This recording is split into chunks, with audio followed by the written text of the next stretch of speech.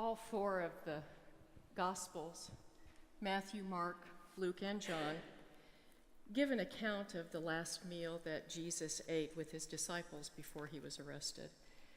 And they all record in some fashion Judas's betrayal of Jesus and Peter's denial of Jesus. However, it's only in John that we read about Jesus washing the disciples' feet. And so why did John share this story? Well, I think it's very clear that Jesus wants us to be in service to others and to serve in love. And John wanted to make sure that he carried on that message that Jesus had shared with them that night. As I read the verses over again in John as preparing for this night, I was intrigued by what John says there in the very first verse. Before he even begins describing Jesus washing the disciples' feet, he says, Jesus loved them to the end. And in the Message translation, he says, Jesus, having loved his dear companions, he continued to love them to the end. Now, I've had this passage read to me ever since I was in Sunday school when I was a little girl, and I'm sure you all have heard this passage many times. But for some reason, the words "to the end" have somehow escaped me until now. And as I was looking at this phrase, I thought, well, this seems pretty self-evident. Of course Jesus loved them to the end. Jesus was about to go to the cross for them, for us, so that we could understand the full extent of his love. So why this phrase? Well, I turned to Barclay's commentary on the Bible, and this is what he had to say about this passage. He says, consider, in just a few short hours, Jesus would be stripped, beaten, publicly humiliated, and hung on a cross to die. But perhaps the most painful thing Jesus would experience would be the way in which his disciples responded. Jesus knew with certainty that these men, his closest friends and dearest companions, on this very night, they would desert him and deny that they even knew him. Well, this made me start thinking about what my response would have been to the disciples had I been Jesus. As I started thinking about this, I'm positive that I would have chosen to withdraw from these men. If I knew beforehand, as Jesus knew, that these dear companions of mine that I've spent so many hours with, that they would desert me and forsake me and flee from me in my very hour of need, I would pull back. Years ago, when I was working at UMKC, it was long before Kyle was born. I was working in an office setting, and I had an opportunity to take another position there at UMKC that would allow me to do a little bit more teaching, and also had a little extra money attached to it, so there were nice incentives. And the job was offered to me, and I accepted the position. I took my 2 weeks' notice, and gave my 2 weeks' notice.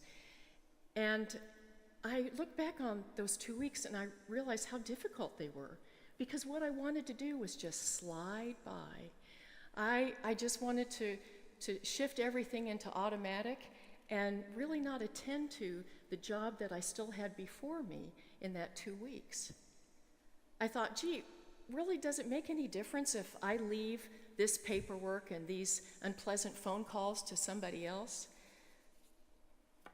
Well, I think Jesus could have easily adopted this kind of attitude that I had. But he didn't. Rather than that, he concerned himself deeply with his disciples. Jesus says in Scripture that he was eagerly looking forward to sharing the Passover meal with his disciples. In Luke chapter 22:14, he says that.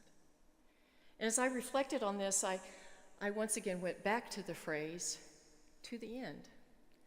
So I had to go and do my digging in Greek and Latin and that sort of thing, and I came up with the Greek definition as it's applied to this particular situation. It means that Jesus loved them to perfection. He loved them to the uttermost. He loved them in all godly being.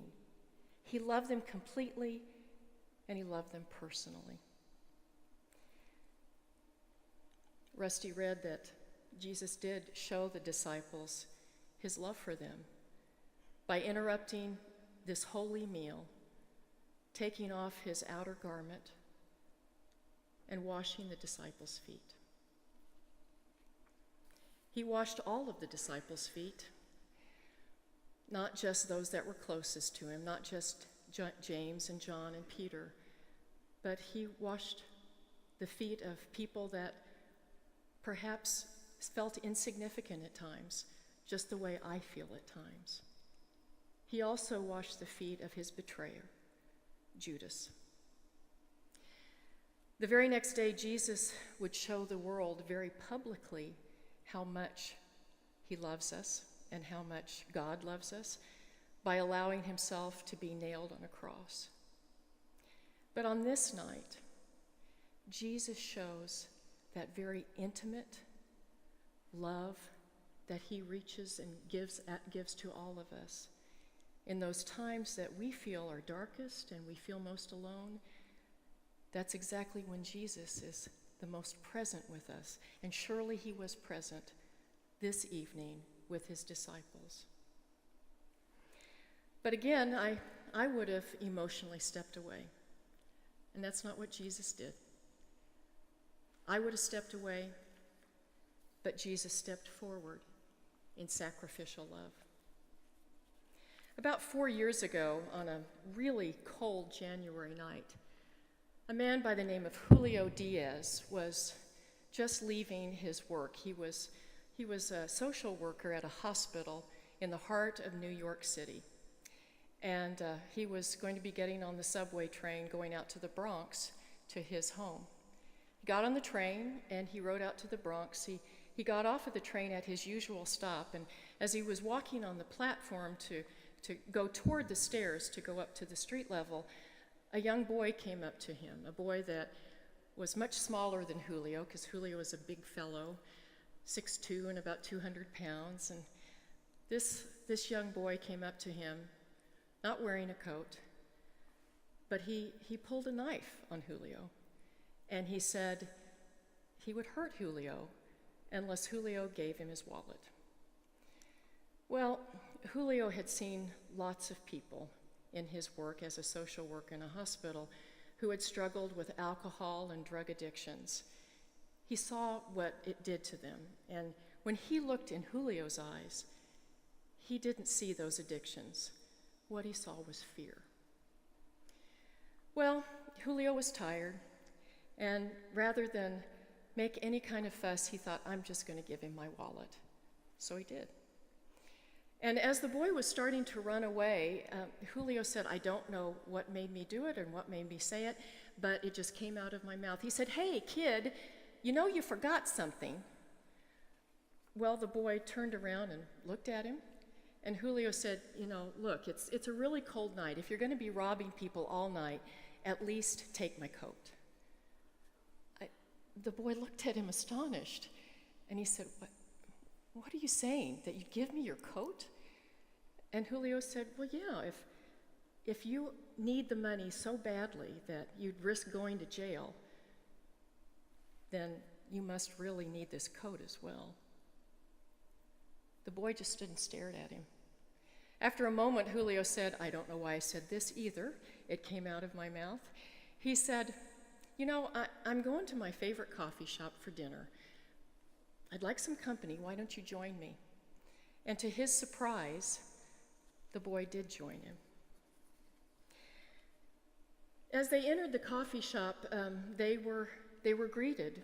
Julio was certainly greeted in the way in which he was usually greeted as he entered his favorite diner. Hey, Julio, how you doing? And that was just the manager. Waiters and waitresses came over to speak to him.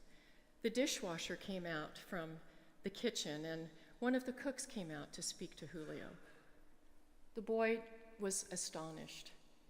And as he sat there across from the table from Julio, just looking at him, he said, "What? You seem to know everybody here." And Julio said, "Well, yeah, I come here a lot." And the boy said, "But you also seem to like everybody, and they seem to like you." And Julio said, "Well, sure, haven't you been taught to try to like everybody and be nice to everybody?" And the boy said, "Well, yeah, but I didn't know anybody really did that, really acted that way." Well, Julio and the boy, they shared their meal. And after a little while, the waiter came and brought the bill and placed the check there in the middle of the table. That's when Julio looked at the boy and said, "You're going to have to pay for this. You have my wallet." Well, the boy, for just a moment, looked at Julio, and then without a word, he reached into his pocket. He slid the wallet across the table to Julio. Julio took out money and he paid for the check, and then he took out a $20 bill, and he said, I've got a deal for you. How about we exchange? You give me that knife, and I'll give you this $20 bill. The boy made the exchange. Later, when Julio was interviewed and he was asked about this whole incident, he said, I wouldn't want my mother to have done this. And as he looked back and reflected, he said, I know this was risky behavior. But he said, it was my faith in Jesus Christ that compelled me to make this offer to this young man. Christ seemed to give me that courage. Julio was also asked if he would ever do this again. I think his mother had been chastising him about this, but he was honest, and he said, I don't know. I really may do this again. I don't want to be afraid to help people. I want to be able to be confident in reaching out in Christian love and offering people what I can offer them, just as Christ has offered his life to me. The world can be pretty frightening, can it? We have been experiencing here in our own community some horrific incidents of behavior and hurtful, just things that we can't even explain. It leaves us speechless. Why do people do what they do? These acts of violence are hard for us to push aside. And it does give us pause. And we do find ourselves feeling cautious when we're around strangers, or cautious when we're in any new setting. And I think our caution is warranted, but I think it can also be tempered. And I think Christ asks us to also try to continue to be vulnerable to allow ourselves to continue to reach out in Christian love and fellowship and community to other people.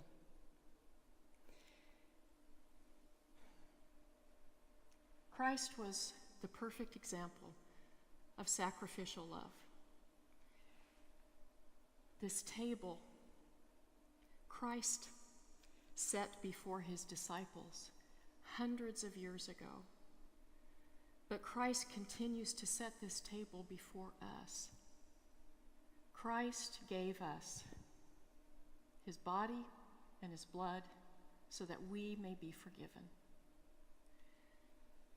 May we find the courage, find the vulnerability to also reach out in loving sacrifice to the world. We all pray with